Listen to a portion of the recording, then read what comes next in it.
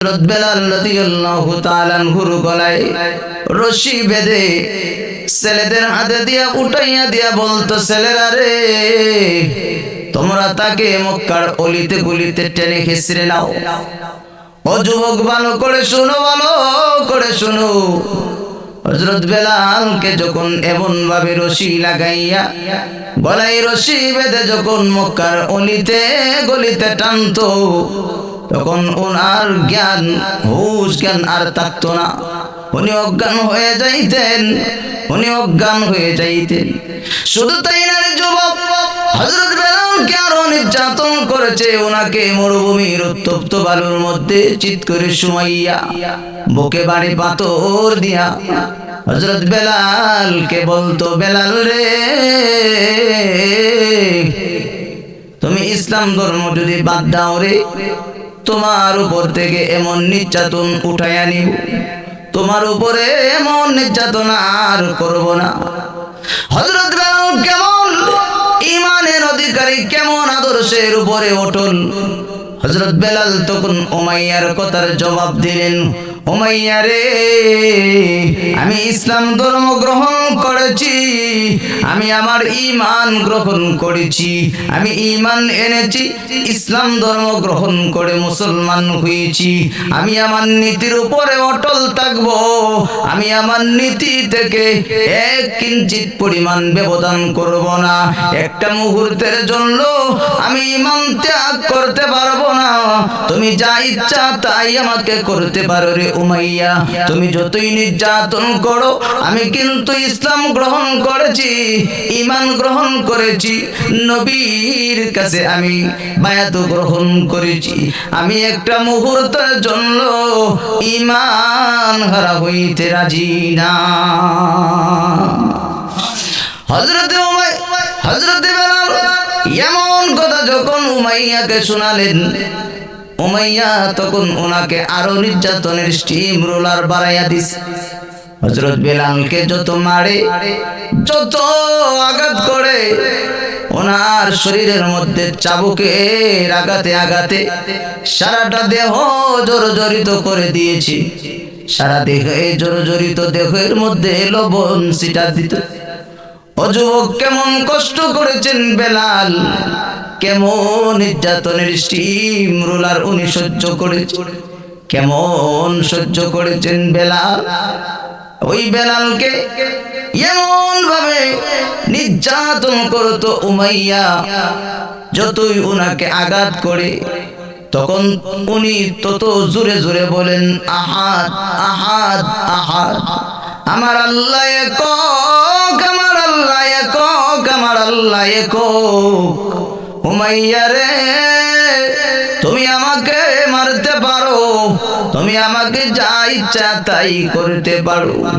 এরপরেও নবীর ওই সাহাবী হযরত বেলাল ওনার জবান দিয়া বের হয়ে আহাদ আহাদ আহাদ, আমার আল্লাহ একক, আমার আল্লাহ একক, আমার আল্লাহ একক।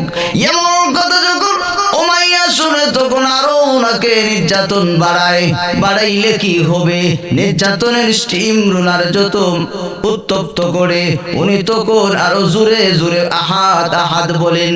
একদিন হযরত আবু বকর সিদ্দিক রাদিয়াল্লাহু তাআলা আনহু হযরত বেলালকে বললেন, বেলাল রে, তুমি এমন জোরে জোরে আহাদ আহাদ বলার কারণ, এমন জোরে জোরে আহাদ আহাদ বলার তো কারণ নাই, বলার কোনো প্রয়োজন নাই রে বিলাল। তুমি আস্তে আস্তে বললেই তো তোমাকে তার আঘাতটা কম করে, তোমার উপরে নির্যাতন কম করে।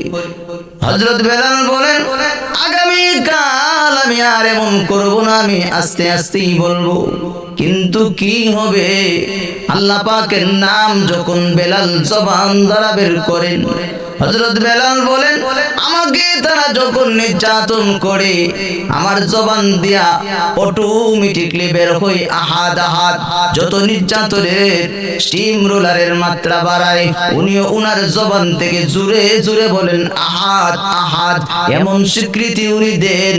ও যুবক, ভালো করে শুনো, হযরত বেলালের এমন করুণ কাহিনী, এমন নির্যাতনের খবর যখন নবীজির কাছে পৌঁছলো, নবীজির কাছে এমন সংবাদ যাওয়ার পর নবীজির চোখ দিয়ে পানি বের হলো। নবী তখন চিন্তায় পড়ে গেলেন, কিভাবে বেলালকে মুক্ত করা যায়, বেলালকে কিভাবে স্বাধীন করা যায়। নবীজি তখন সাহাবায়ে কেরামদেরকে নিয়ে পরামর্শ করলেন, কিভাবে বেলালকে মুক্ত করে আনা যায়। কে আছো রে আমার বেলালকে মুক্ত করে আনবা, কে আছো আমার বেলালকে স্বাধীন করে নিয়ে আসবা। এমনি তখন নবীজির প্রিয় সাহাবী হযরত আবু বকর সিদ্দিক রাদিয়াল্লাহু তাআলা বলেন, ইয়া রাসূলুল্লাহ, ইয়া হাবিবাল্লাহ, ওগো নবীজি, আমি বেলালকে যেই কোনো ভাবেই হোক, যত পয়সা পাতি লাগুক, যেইভাবে হোক, ইনশাআল্লাহ আমি বেলালকে ক্রয় করে মুক্ত করে আনবই ইনশাআল্লাহ। উনি আল্লাহর উপর ভরসা করে নবীজিকে এমন ভাবে বললেন, ইয়া রাসূলুল্লাহ, ইয়া হাবিবাল্লাহ, ও নবীজি, আমি বেলালকে মুক্ত করে আনবো। এমনি আবু বকর সিদ্দিক রাদিয়াল্লাহু তাআলা উমাইয়ার কাছে গেলেন। উমাইয়ার কাছে গিয়া বললেন, উমাইয়া রে, তুমি বেলালকে আমার কাছে বিক্রি করে দাও। উমাইয়া তখন প্রথম প্রস্তাবে রাজি হয় নাই। তখন বেলালকে কিভাবে আনা যায়, আবু বকর সিদ্দিক তখন কি করা যায়, কেমন ভাবে বেলালকে স্বাধীন করা যায়। উনি তখন নবীজির চাচা হযরত আব্বাস রাদিয়াল্লাহু তাআলা নবীজির চাচা ওনার কাছে গিয়া যখন বললেন, ওনার কাছে বলার পর উনি তখন বললেন, ঠিক আছে আমি যাই, যেহেতু আমি এখনো ইসলাম ধর্ম গ্রহণ করি নাই, আমার কথা উমাইয়া শুনতে পারে, রাজি হইতে পারে। এমনি আবু বকর সিদ্দিক রাদিয়াল্লাহু তাআলা ওনাকে যখন পাঠালেন উমাইয়ার কাছে, যান আপনি গিয়ে উমাইয়াকে বলেন, যেইভাবে হোক বেলালকে আমরা কিনে আনবো, সে কিভাবে রাজি হয় আপনি তাকে জিজ্ঞাসা করেন। উমাইয়াকে জিজ্ঞাসা করা হলো, এরে উমাইয়া, বেলালকে তুমি কিভাবে স্বাধীন করে দিবা, বেলালকে তুমি কিভাবে বিক্রি করবা বলো। সে বলল, আমাকে তুমি গোলামের বদলে গোলাম দিতে হবে। হযরত বেলাল হাবশীকে মুক্ত করা হলো, আরেকজন গোলাম কিনে উমাইয়াকে দেওয়া হলো। আবু বকর সিদ্দিক রাদিয়াল্লাহু তাআলা আনহু উমাইয়াকে একটা গোলাম কিনে দিয়ে হযরত বেলালকে উনি স্বাধীন করে আনলেন, মুক্ত করে আনলেন। নবীজির কাছে নিয়ে আসা হলো, নবীজির কাছে নিয়ে আসা হলো। হযরত বেলাল হাবশী রাদিয়াল্লাহু তাআলা এখন নবীজির কাছে উনি মুক্ত হওয়ায় এখন তো উনি আর বন্দী না। নবীজির কাছে আসলেন। নবীজির কাছে আসার পর নবীজি বেলাল বলেন, আবু বকর সিদ্দিক রাদিয়াল্লাহু তাআলা, আমি একটা অপূর্ণতা আমার কাছে আছে, আপনি কি তা পূরণ করে দিতে পারবেন? হযরত আবু বকর বলেন, ওরে বেলাল, বলো বলো, তোমার কি অপূরণ আছে, কি এমনটা তুমি আমার কাছে বলো রে বেলাল। বেলাল তখন ডাক দিয়া বলেন, ওগো আবু বকর, আগে আমি যখন আজান দিতাম, আমি আজান দিয়ে দেখতাম আমার নবীজি মসজিদে হাজির। আজকে আমি যে আজান দিব, আমি তো আজান দেওয়ার পর দেখব দুনিয়ার সব মানুষকে দেখলেও আমার নবীকে আমি আর দেখব। ও বকর সিদ্দিক, আমি আর আজান দিতে পারবো না, আমি আর আজান দিতে পারবো না। উনি তখন বললেন, ও আবু বকর সিদ্দিক, আমি আর মদিনায় থাকবো না, আমি চলে যাব সিরিয়ায়, আমি সিরিয়ায় চলে যাব, আমি দামেস্কে চলে যাব। হযরত বেলালকে আবু বকর সিদ্দিক অনুরোধ করতে লাগলেন, বেলাল রে তুমি যেও না, তুমি যেও না। হযরত বেলাল বলেন, ও আবু বকর সিদ্দিক, আমি এখানে থেকে গো, আমি নবীজির রওজার পাশে তাকালে আমি আমার মনটাকে আমি আর স্থির রাখতে পারি না, আমি আর ঠিক থাকতে পারি না, আমি এখান থেকে হিজরত করে চলে যাব সিরিয়ায়। উনি সিরিয়ায় চলে গেলেন। সিরিয়ায় যাওয়ার পর উনি স্বপ্নের মাধ্যমে নবীজিকে দেখলেন। নবীজি ডাক দিয়া বলতেছেন, বেলাল রে তুমি আমার রওজার পাশে কেন আসো না? তুমি কেমন জুলুম করতেছো রে বেলাল, তুমি কেমন জুলুম করতেছো? আমি এমন কি করলাম রে বেলাল তোমার সাথে, তুমি কেন আমার রওজার পাশে আসো না? হযরত বেলাল তখন সিরিয়া থেকে উনি হিজরত করে মদিনায় নবীজির রওজার পাশে আসলেন। নবীজির রওজার পাশে আয়েশা উনি নবীজির রওজায় সালাম দিয়েছেন, নবী উত্তর দিয়েছেন সুবহানাল্লাহ।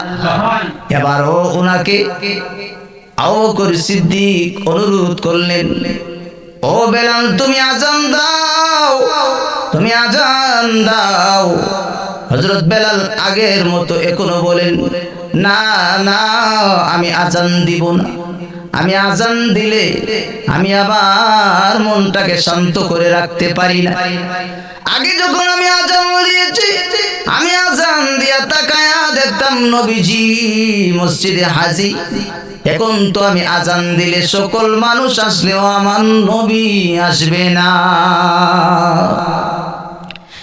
এবার কি করে দেয়? হযরত আবু বকর সিদ্দিক রাদিয়াল্লাহু তাআলা আনহু তখন নবীজির দুইজন নাতি আছে, যিনাদের নাম হলো হযরত হাসান, হযরত হুসাইন রাদিয়াল্লাহু তাআলা আনহু। ওনারা দুইজনের চেহারা নবীজির মতই। ওনারা যখন আয়েশা নবীজির দুই নাতি যখন বেলালকে অনুরোধ করলেন, ও বেলাল তুমি যেই লাহান দিয়া রে, তুমি যেই কণ্ঠ দিয়া তামান্না নাকি তুমি আযান শুনাইতাও, ওই লাহান দিয়া ওই কণ্ঠ দিয়া গো আমাদেরকেও তুমি আযান শোনাও। এবার বেলাল ওনাদের কথা আর বলতে পারলেন না। উনি মসজিদে যাইয়া যখন আযান দিলে, আযান আর উনি পুরা করতে পারলেন না। উনি যখন আল্লাহু আকবার বলার পর আশহাদু আল্লা ইলাহা ইল্লাল্লাহ এতটুকু পর্যন্ত বলার পর যেই মাত্র উনি বললেন আশহাদু আন্না মুহাম্মাদার রাসূলুল্লাহ,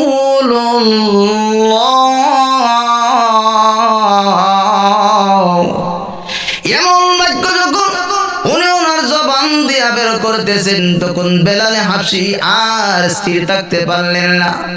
ওই আযানের মধ্যে উনি অজ্ঞান হয়ে গেলেন। ওই আযানটাই ছিল বেলাল হাবশীর শেষ আযান।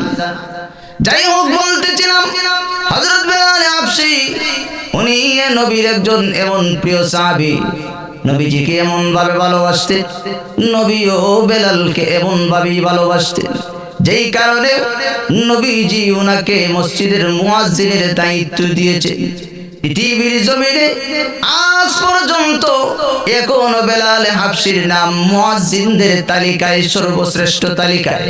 পৃথিবীর জমিন যতদিন থাকবে কিয়ামত পর্যন্ত বেলালের নাম মুয়াজ্জিনদের শ্রেষ্ঠ তালিকায় থাকবে।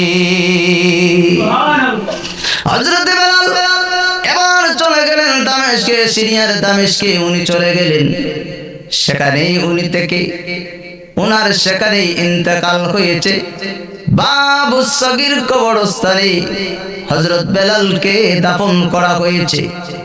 আজ ওনার কবর দামেস্ক শহরের বাবু সগীর কবরস্থানে উনি শায়িত আছেন।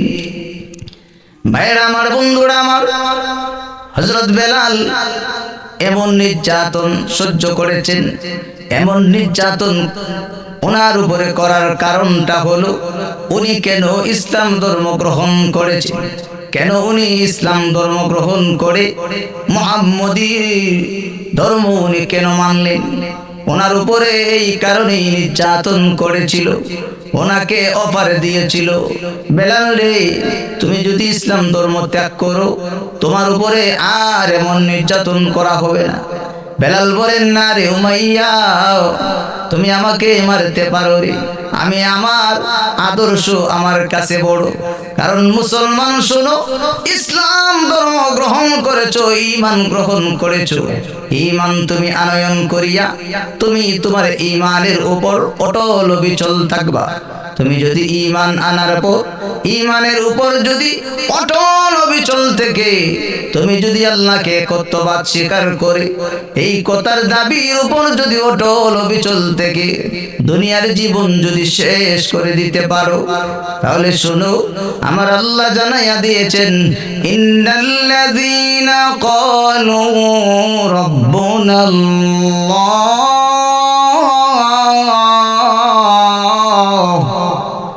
ثم استقاموا تتنزل عليهم الملائكة ألا تخافوا ولا تحزنوا وأبشروا بالجنة.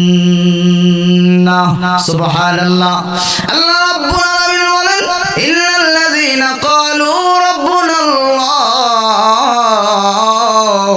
আমার আল্লাহ বলেন নিশ্চয়ই যারা বলবে আমার রব আল্লাহ, আমার রব একমাত্র আল্লাহ, আল্লাহ একক, এই কথার উপর যারা অটল অবিচল থাকবা, সুম্মাস্তাকামু, ওই কথার উপর যারা অটল অবিচল থেকে জীবন শেষ করে দিবা, জীবন তোমার হায়াতে জিন্দেগি শেষ করে দিবা, তুমি যদি এই কথার উপর অটল অবিচল থেকে যদি জীবনটা শেষ করে দিতে পারো, আহকামুল হাকিমিন আল্লাহ পাক রব্বুল আলামিন তোমার মরণের সময় আল্লাহ জানাইয়া দিয়েছেন, ও পৃথিবীর মানুষেরা তোমাদের মরণের সময় আমি আল্লাহ পাঠাইয়া দিব আমার একদল ফেরেশতা তোমার কাছে যাইয়া বলবে, আল্লাহ তাখাফু, তোমার কোনো ভয় নাই, ওয়ালা তাহজানু, তোমার কোনো চিন্তা নাই, তোমার কোনো ভয় নাই, তোমার কোনো চিন্তা নাই। ও পৃথিবীর মানুষেরা আল্লাহ পাকের পক্ষ থেকে ফেরেশতারা দল যাইয়া বলবে, পৃথিবীর জমিনেও তোমার কোনো ভয় নাই, পরকালেও তোমার কোনো ভয় নাই, পৃথিবীতেও তুমি নো টেনশন, কবরেও তুমি নো টেনশন। ভাইরা বড় যুবক, আল্লাহ পাক রব্বুল আলামিন জানায়া দিবেন পৃথিবীর মানুষেরা রে, আমি মালিককে তুমি এক মানার কারণে তোমার উপরে নির্যাতন যদি আসে, তুমি তখন যদি অবলম্বন করতে পারো, আমি আল্লাহকে এক স্বীকার করেছি, একক স্বীকার করেছি, আমার আল্লাহ একত্ববাদ, আমার আল্লাহকে একক কথা বলার কারণে যদি নির্যাতন আসে আর এবং কথার দাবির উপর তাইকা যদি অটল অবিচল হিসাবে জীবনকে যদি আপনি আমি শেষ করতে পারি, আল্লাহ আপনি আমাদের জন্যই ঘোষণা দিয়েছেন, ওয়াবশিরু বিল জান্নাহ। সুবহানাল্লাহ। আল্লাহ বলেন ফেরেশতারা রে, আমার ওই বান্দা বান্দীদেরকে জানাইয়া দাও, সুসংবাদ তোমরা দিয়ে দাও জান্নাতের, এমন প্রতিশ্রুতি, জান্নাতের সুসংবাদ এদেরকে জানাইয়া দাও, তোমরা মরতে দেরি হবে, আমি মালিকের জান্নাতের মেহমান হতে দেরি হবে না। এই জন্য ভাইরা আমার, ঈমান আমরা আনছি, ঈমান আনলাম, ঈমানের উপর অটল অবিচল থাকবা। নবীজির কাছে এক মানুষ গিয়া বলতেছে, এক সাহাবী বলতেছে, ইয়া রাসূলুল্লাহ, ইয়া হাবিবাল্লাহ, গো নবীজি আপনি আমাকে এমন একটা পূর্ণাঙ্গ উপদেশ দিন গো নবীজি, যাতে আপনার পর আমি আর কাউকে কোনো কিছু জিজ্ঞাসা করতে না হয়। এমনি আল্লাহ নবী বিশ্ব নবী রাহমাতুল লিল আলামিন বলেন, তুমি বলো কুল আমানতু বিল্লাহি ফাস্তাকিম। আল্লাহর নবী বিশ্ব নবী রাহমাতুল লিল আলামিন বলেন তুমি বলো আমি ঈমান আনলাম, আমি আল্লাহকে একক স্বীকার করেছি, মুহাম্মদুর রাসূলুল্লাহ সাল্লাল্লাহু আলাইহি ওয়াসাল্লামকে আল্লাহর প্রেরিত রাসূল হিসাবে, নবী ও রাসূল হিসাবে স্বীকৃতি দিয়েছি। তুমি ঈমানের উপর অটল অবিচল থাকবা। নবী বলেন ফাস্তাকিম ফাস্তাকিম ফাস্তাকিম। তুমি যদি অটল অবিচল থাকতে পারো এর চাইতে আর বড় উপদেশ কি হতে পারে? এই জন্য ভাই ঈমানের উপর ইস্তেকামত থাকতে হবে। ঈমানের উপর ইস্তেকামত যদি তাইকা পৃথিবীর জীবন, পৃথিবীর হায়াত যদি আমরা শেষ করতে পারি, মরতে দেরি হবে, আল্লাহ পাকের তৈরি জান্নাতের মেহমান হতে দেরি হবে না।